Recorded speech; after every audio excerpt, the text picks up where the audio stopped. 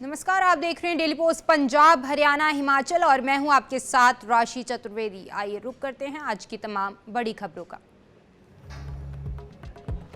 Punjab CM भगवंत मान की हिमाचल के मुख्यमंत्री सुखविंदर सिंह सुक्खू के साथ आज अहम मीटिंग हुई। इसके बाद दोनों मुख्यमंत्रियों ने ज्वाइंट प्रेस कॉन्फ्रेंस करते हुए मीटिंग के बारे में जानकारी दी। वहीं मुख्यमंत्री सुक्खू ने सीएम मान से पंजाब की आर्थिक स्थिति को मजबूत बताते हुए उनसे हिमाचल प्रदेश में निवेश करने का अनुरोध किया।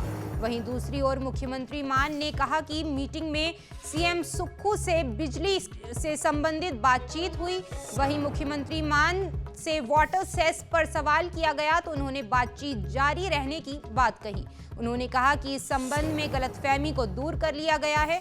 उन्होंने बताया कि आगामी दिनों में राज्यों के बीच चीफ सेक्रेटरी और पावर सेक्रेटरी स्तर के अधिकारियों की भी मीटिंग होगी। पिछले दिनों एक इस तरह की खबर निकल के आई सी कि शायद पानी के उत्ते सैस लगाने दी गल्लां सी, उहदे बारे भी मुख्यमंत्री साहब नाल विचार वटांदरा होया ते इन्हां ने बिल्कुल क्लीयर किया कि अपने जिहड़े इन्हां दे जिहड़े हिमाचल की टैरेटरी जिहड़े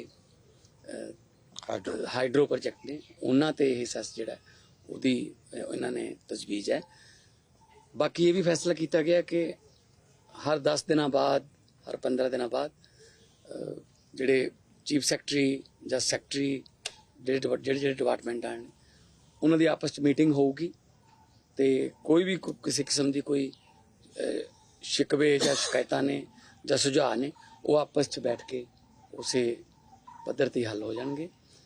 स्थिति पैदा होगी कि हमने पानी पर सेस लगा दिया, ऐसी कोई बात नहीं है।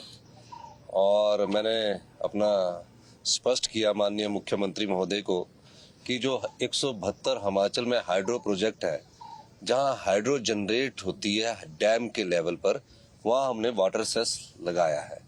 और वाटर सेस के मामले में माननीय मुख्यमंत्री जी के अनुरोध पर कि पहले इसको चीफ सेक्रेटरी लेवल की कमेटी पर सेटल करने की बात है और हमने इनके अनुरोध को स्वीकार किया कि चीफ सेक्रेटरी हमारे हिमाचल प्रदेश के और पावर सेक्रेटरी सब लोग आएंगे और इनसे विस्तृत चर्चा करेंगे और कैसे आगे बढ़ा।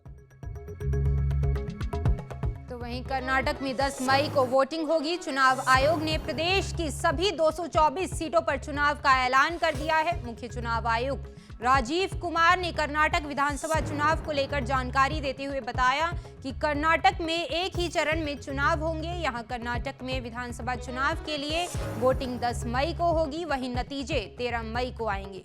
प्रदेश में लगभग 9.17 लाख मतदाता पहली बार वोट डालेंगे। वहीं 80 साल से अधिक उम्र के मतदाताओं और दिव्यांग मतदाताओं को घर से वोट डालने की भी सुविधा मिलेगी। वोटिंग के लिए प्रदेश भर में कुल 58,282 पोलिंग बूथ बनाए गए हैं। वहीं राजीव कुमार ने बताया कि 240 मतदान केंद्रों को मॉडल पोलिंग स्टेशन बनाया जाएगा।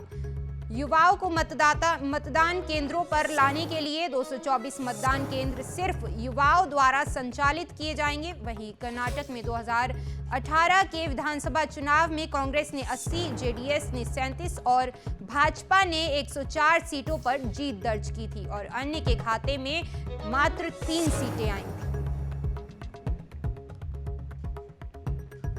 कर्नाटक के साथ इलेक्शन कमीशन ने कई जगहों पर बाई इलेक्शंस का ऐलान किया है। पंजाब के जालंधर में, उड़ीसा के झारसुगुड़ा में, उत्तर प्रदेश के झांसी सीट पर और उत्तर प्रदेश के ही सुवार और मेघालय के सोयोंग में बाई इलेक्शंस का ऐलान कर दिया गया है।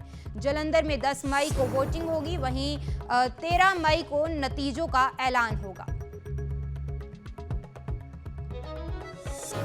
कर्नाटक विधानसभा चुनाव को 2024 का सेमीफाइनल माना जा रहा है। कर्नाटक में 24 मई को विधानसभा का कार्यकाल खत्म हो रहा है। यहां पिछली बार मई 2018 में विधानसभा चुनाव हुए थे। वहीं कर्नाटक में 224 विधानसभा सीटें हैं। पिछले विधानसभा चुनाव में बीजेपी ने 104 सीटों पर जीत हासिल की थी। वहीं कांग्रेस ने 80 और जेडीयू ने 37 सीटें जीती थीं। दरअसल जहां बीजेपी दक्षिण भारत में अपने इकलौते दुर्ग को बचाए रखने की जद्दोजहद में जुटी हुई है, तो वहीं कांग्रेस मिशन साउथ के तहत कर्नाटक की सत्ता में वापसी के लिए बेताब है। जेडीएस एक बार फिर से किंगमेकर बनने के लिए हाथ पैर मार रही है, तो वहीं कर्नाटक के चुनाव पर सिर्फ राज्यों के लोगों की ही नहीं बल्कि देश भर की निगाहें टिकी हुई हैं। अमृतपाल को लेकर सस्पेंस अब भी बरकरार है। एक बार फिर अमृतपाल फरार हो गया है। हाल ही में वारिस पंजाब डे का चीफ यानी अमृतपाल सिंह के पंजाब में छुपे होने की सूचना मिली थी। मंगलवार देर रात पुलिस को एक संदिग्ध इनोवा के बारे में इनपुट मिला जो फगवाड़ा से होशियारपुर जा रही थी। इसमें अमृतपाल और पपलप्रीत के सवार होने की संभावना जताई जा रही थी। इसके बाद पंजाब पुलिस की काउंटर इंटेलिजेंस की टीम ने उसका पीछा शुरू कर दिया। बता दें कि जालंधर, होशियारपुर और कपूरथला के 700 पुलिस कर्मचारियों ने रात भर सर्च ऑपरेशन चलाया। वहीं पुलिस के ऑपरेशन के बाद युवक गुरुद्वारे के पास इनोवा छोड़ फरार हो गया, जिसे पुलिस ने फिलहाल अपने कब्जे में ले लिया है। वहीं इसके बाद पैरामिलिट्री फोर्स भी बुला ली गई थी, लेकिन अमृतपाल अब भी पुलिस की गिरफ्त से बाहर है। झज्जर में कादियान खाप के प्रधान देवेंद्र उर्फ बिल्लू कादियान पर कातिलाना हमले का मामला सामने आया है। अज्ञात हमलावरों ने देर शाम बैरी में देवेंद्र कादियान पर यह हमला किया।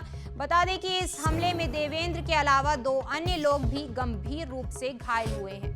2 घायलों को इलाज के लिए पीजीआई रोहतक रेफर किया गया। वहीं गंभीर रूप से घायल देवेंद्र कादियान को इलाज के लिए रोहतक के कोइनोस हॉस्पिटल में भर्ती करवाया गया है। सूत्रों से मिली जानकारी के अनुसार देवेंद्र कादियान को कुछ समय पहले नीरज भवन गैंग से जुड़े बदमाश हिमांशु उर्फ भाव ने कुछ दिन पहले धमकी भी दी थी।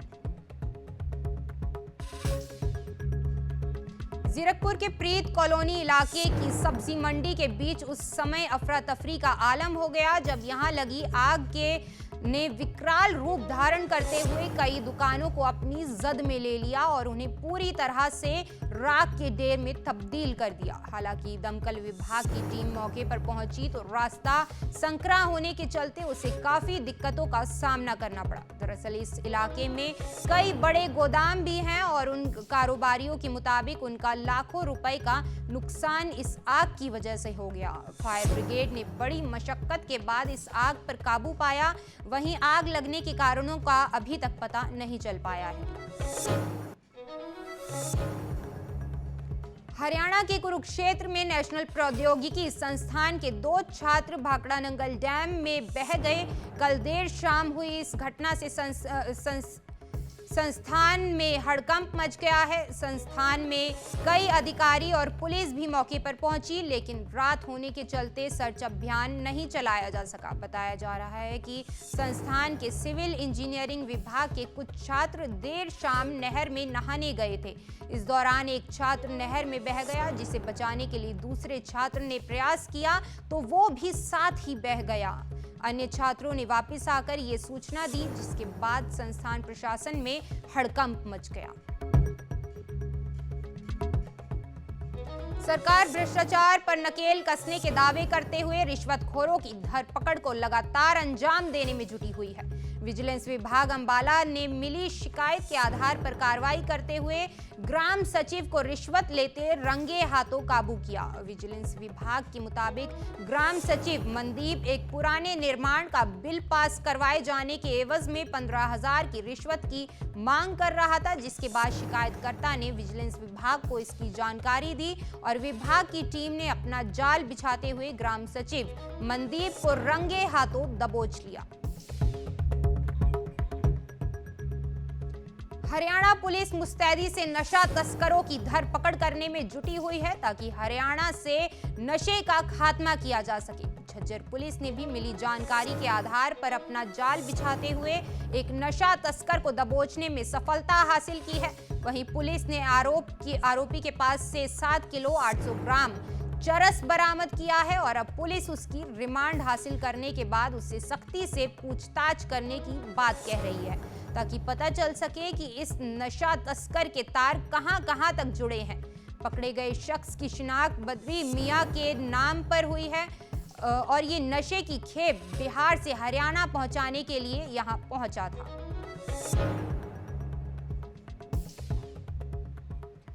करनाल के निसिंग में गोंदर रोड पर स्थित ट्रैवल एजेंट की ऑफिस पर ताबड़तोड़ गोलियां चलाई गईं।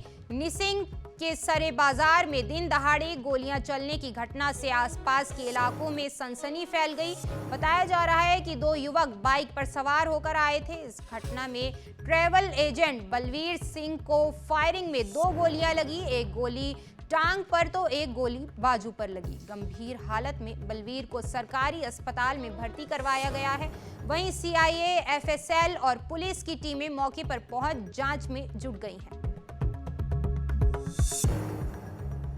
यूपीआई से लेन देन महंगे होने वाले हैं। एनपीसीआई ने मंगलवार को एक सर्कुलर जारी कर एक्स्ट्रा चार्ज लगाने के संकेत दिए हैं। 2 दिन बाद यानी 1 अप्रैल 2023 से नया वित्त वर्ष शुरू होने जा रहा है। इसकी शुरुआत के साथ ही यूपीआई से लेन देन भी महंगा होने वाला है।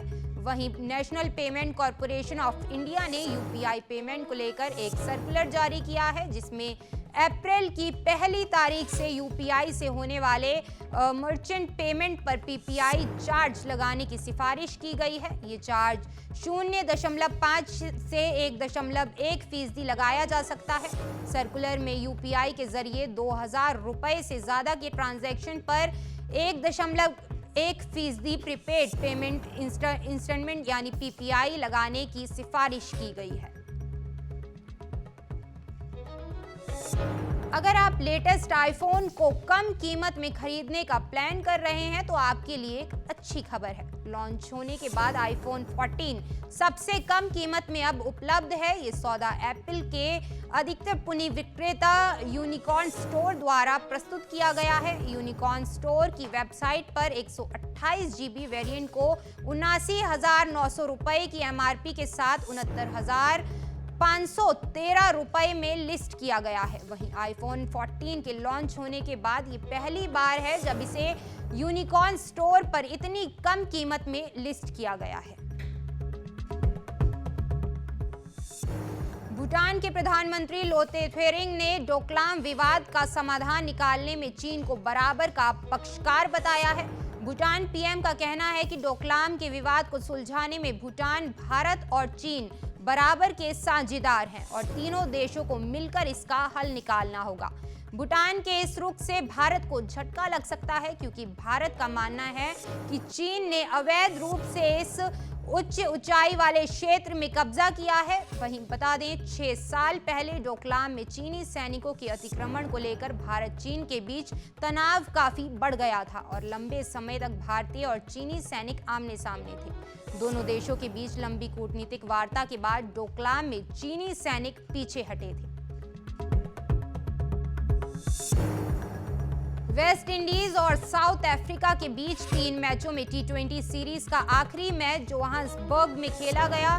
तीसरे और अंतिम मैच में वेस्ट इंडीज ने दक्षिण अफ्रीका को 7 रन से हरा दिया। वहीं इसके साथ ही टीम ने 2-1 की बढ़त बना ली और ट्रॉफी पर कब्जा कर लिया।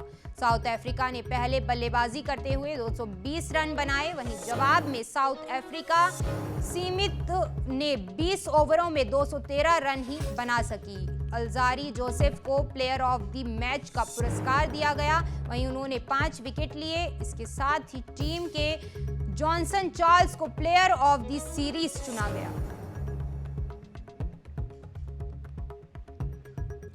पंजाबी सिंगर बब्बू मान का ट्विटर अकाउंट बंद कर दिया गया है। हालांकि इस बात की कोई जानकारी नहीं है कि बब्बू मान का ट्विटर अकाउंट क्यों बंद किया गया है। बब्बू मान के प्रशंसक सरकार पर सवाल उठा रहे हैं। बता दें कि बब्बू मान आज अपना 48वां जन्मदिन मना रहे हैं। इस खास मौके पर उन्हें ये झटका लगा है। राजकुमार राव स्टारर फिल्म भीड़ बॉक्स ऑफिस पर कमाल दिखाने में असफल साबित हुई। उम्मीदें बड़ी थीं, लेकिन बॉक्स ऑफिस का कलेक्शन हैरानगी भरा रहा।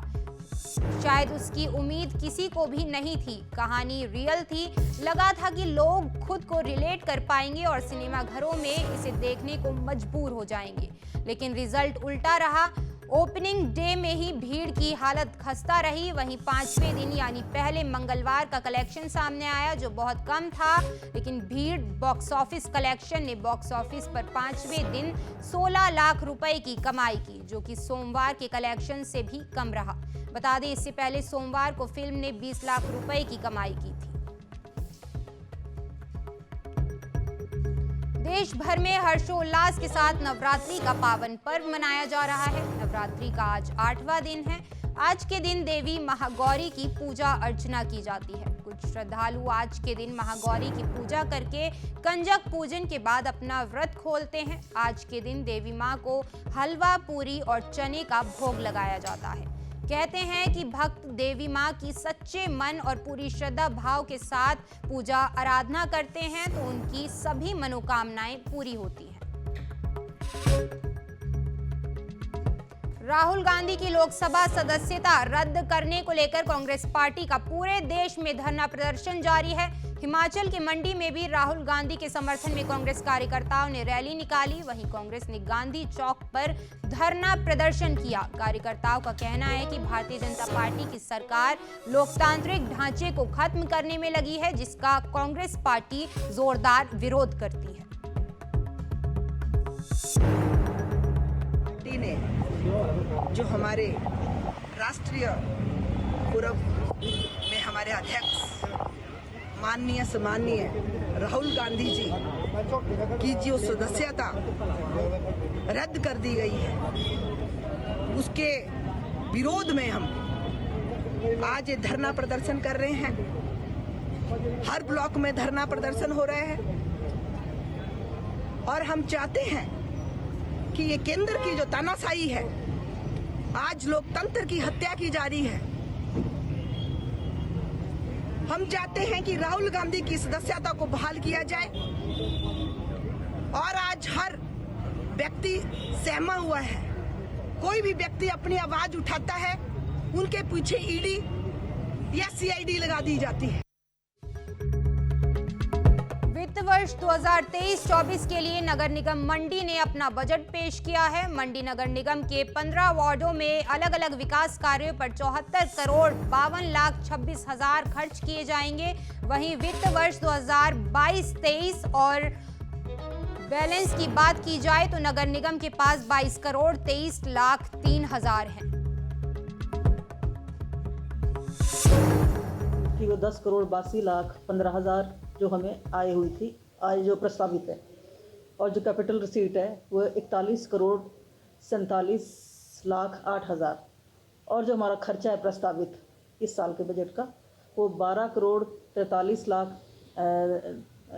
43 हजार रुपये है, और जो कैपिटल एक्सपेंडिचर है हमारा वो है 39 करोड़ 75 लाख 14 हजार। तो इस तरह जो है हमारा जो आगामी वित्तीय वर्ष के लिए जो कुल जो बजट है वो है 74 करोड़ 52 लाख 26 हजार। मेन जो हमारा 6th फाइनेंस कमीशन का जो था उसमें 11 करोड़ 65 लाख जो बजट में हमने डाला है, उसमें हमने 50 लाख की जो है वो ग्रीन एनर्जी के तहत सोलर लाइट लगाने का जो हम खर्च करेंगे, हमने उसमें प्रावधान रखा है। ग्रीन जो सोलर यमुनानगर में 2 लाख की रिश्वत लेने के आरोप में एसएचओ गांधीनगर और जांच अधिकारी को पुलिस ने गिरफ्तार किया है। बताया जा रहा है कि एक मुकदमे में धारा बदलने और शिकायतकर्ता के पिता का नाम निकालने की एवज में 2 लाख की रिश्वत ली गई थी। शिकायतकर्ता ने 2 लाख रुपए की नकद राशि जांच अधिकारी को दी, लेकिन अब तक ना तो धारा बदली गई और ना ही केस से नाम निकाला गया, जिसके बाद शिकायतकर्ता ने इसकी शिकायत यमुनानगर के एसपी मोहित हांडा को दी। एसपी यमुनानगर ने कार्रवाई करते हुए दोनों को गिरफ्तार कर जांच शुरू कर दी है।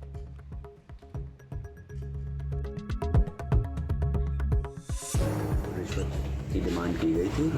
ये जो गांधीनगर थाने का मैटर है और गांधीनगर थाने में जो इंस्पेक्टर सुभाष एसएचओ और जो उस मैटर के investigating officer HC/EASI Sanjeev Kumar हैं, उनके द्वारा ये डिमांड की गई थी और उसकी एक प्राथमिक जांच करवाई गई। प्राथमिक जांच में जो उसमें प्राइमा फेशी एविडेंस होने पे मुकदमा दर्ज किया गया और इन दोनों एक्यूज्ड को, इंस्पेक्टर सुभाष को और HC/EASI संजीव कुमार को अरेस्ट किया गया।